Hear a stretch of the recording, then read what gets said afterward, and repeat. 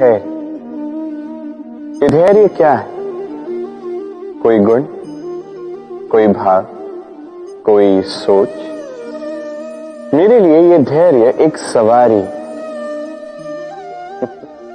आप सोच रहे होंगे कि ये कैसी सवारी? सवारी तो अश्व की हो सकती है, हाथी की हो सकती है, ऊंट की हो सकती है। धैर्य की सवारी क्या होती है? चलो आपको एक बात बता देता हूं। इस संसार में ऐसी कोई सवारी नहीं जिसने कभी अपने सवार को गिराया ना। चाहे वो ऊंट हो, चाहे हाथी, चाहे अश्व, कभी चलते चलते डगमगा ही जाते हैं।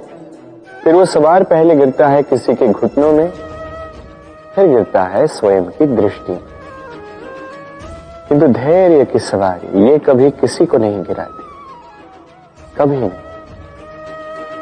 ना वो सवार किसी के घुटनों में गिरता है, ना ही स्वयं की दृष्टि। क्योंकि धैर्य आपको विवेक देता है, विवेक आपको योजना देता है, और योजना देती है आपको शक्ति अपने लक्ष्य को पाने। समझे? धैर्य साथ अपने आप को और धैर्यशील बनाइए। इस धैर्य की सवारी कीजिए और फिर बस देखिए कैसे ये सवारी आपको आपके गंतव्य तक ले जाती है। जीवन में कई बार समस्याएं हमें चारों ओर से घेर लेती हैं। ये समस्याएं कई प्रकार की होती हैं। धन की समस्या हो सकती है, परिवार की समस्या हो सकती है, किसी संबंध की समस्या हो सकती है, कभी कोई दैनिक आवश्यकता हो सकती है, कभी कोई दुविधा हो सकती है। अनेक समस्याएं आती हैं। किंतु जब भी कोई समस्या होती है, हमारे मन में उसके लिए एक उत्तर अवश्य होता है जो हमारे ही भीतर होता है। इसे हम कहते हैं आत्मा।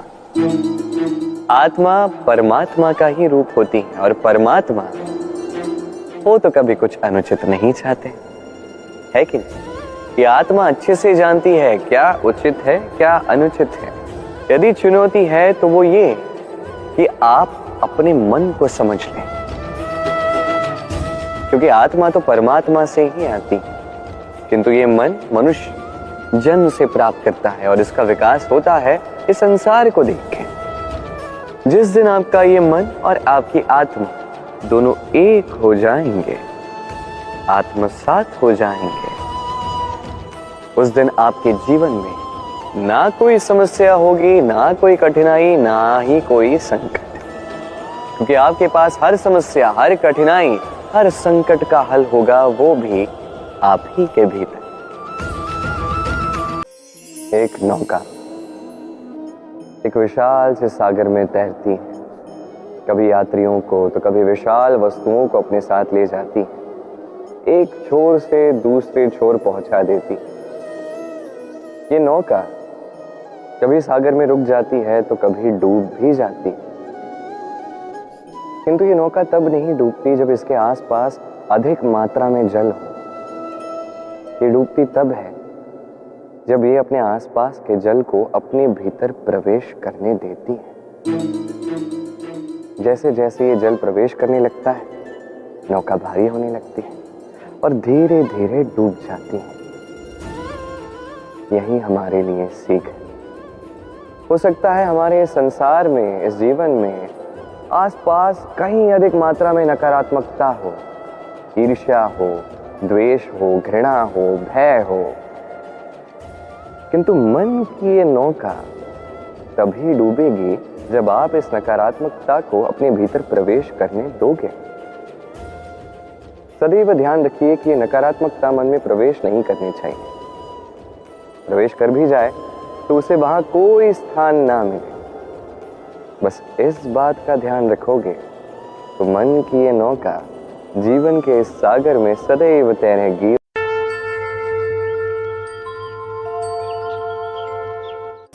इस संसार में निर्माण का ज्ञान पाने से पूर्व विध्वंस का विज्ञान समझना आवश्यक है। जब भी हम व्यायाम करते हैं तब क्या होता है? हमारी मांसपेशियां टूटती हैं और उन मांसपेशियों के स्थान पर हम नई मांसपेशियों का निर्माण करते हैं। जैसे एक नई इमारत का निर्माण करना हो तो पहले पुरानी इमारत को ध्वस्त करना ही पड़ेगा, तभी तो वह स्थान सजीव होगा। नहीं, अब इस ज्ञान और विज्ञान के अतिरिक्त कुछ और भी है जो अत्यंत महत्वपूर्ण है। वो है सीमा पार करना। तो ये सीमाएं, ये नियम, ये मनुष्य के लिए ही बनाए गए हैं, उसे बांधने के लिए ही बनाए गए। कई सारी सीमाएं और नियम मनुष्य के लिए हितकारी भी हैं, किंतु कुछ ऐसी सीमाएं हैं, कुछ ऐसे नियम हैं जिन्हें मनुष्य के लिए तोड़ना आवश्यक है। जब तक वो इन सीमाओं को तोड़ेगा नहीं, अपने नए अस्तित्व को पाएगा नहीं, ऐसे स्थान पर कभी पहुंचेगा नहीं जिसे संसार स्मरण करता है।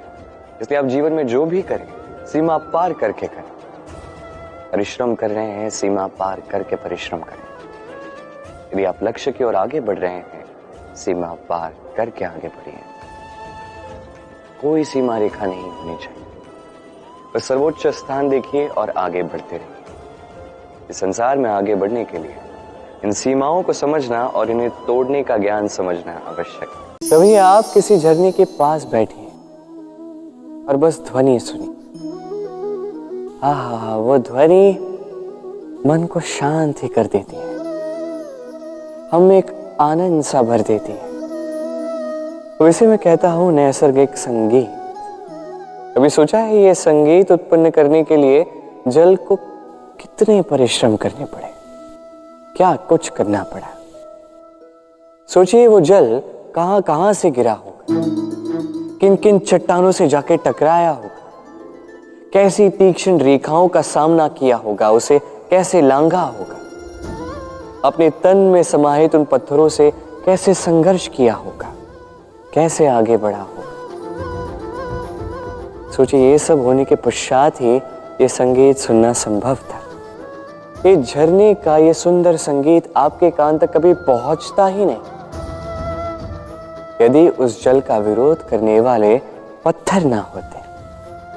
इसका तात्पर्य क्या है? तात्पर्य एक ही है, इन बाधाओं का सामना करें, इनसे दूर ना भागे, क्योंकि ये बाधाएं ये नैसर्गिक है। सभी के जीवन में ये बाधाएं आती हैं, इनका सामना करें, जीवन में आगे बढ़ें। और आप भी स्वयं से उत्पन्न कीजिए नैसर्गिक संगीत और इस संसार में फैलाइए शांति और प्रसन्नता। राधे राधे।